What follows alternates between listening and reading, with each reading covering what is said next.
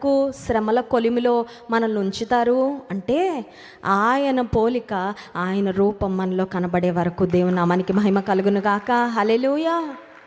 ఇప్పుడు ఏం చేస్తారంటే ఆయన నిర్మలులుగా చేస్తారంట. 3వ వచనం ఆఖరి భాగం చూడండి.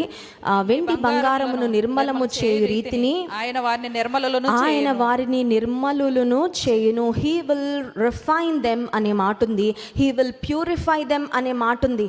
ఇప్పుడు శ్రమలు అనే అగ్నిగుండా దేవుడు మనల్ని పంపించినప్పుడు ఏం జరుగుతుందంటే మనలో ఉన్న పాపము, అపరిశుద్ధత అంతా పోతుంది. దేవుని నామానికి మహిమ కలుగును గాక. హల్లెలూయా.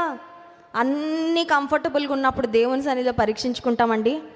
ఆశీర్వాదాల వెంట ఆశీర్వాదాలు లైన్గా వచ్చేస్తున్నాయి అనుకోండి, మనం ఏమనుకుంటాం తెలుసా, ఎంత భక్తిపర్రాలని కాకపోతే ఇన్ని ఆశీర్వాదాలు వచ్చి పడుతున్నాయి నా మీద, ఎంత భక్తిగా జీవిస్తుంటే దేవుడు నాతో ఇంత సంతోషించి ఇన్ని ఆశీర్వాదాలు పంపిస్తున్నానని కొన్నిసార్లు మనల్ని మనం అసలు పరీక్షించుకోకుండా దేవునికి అయోగ్యమైన అనుభవాలు, దేవునికి ఇష్టం లేని తలంపులు, పాపం ఎక్కడుంది పరీక్షించుకొని ఒప్పుకొని విడిచిపెడతామని గ్రహింపే ఉండదు.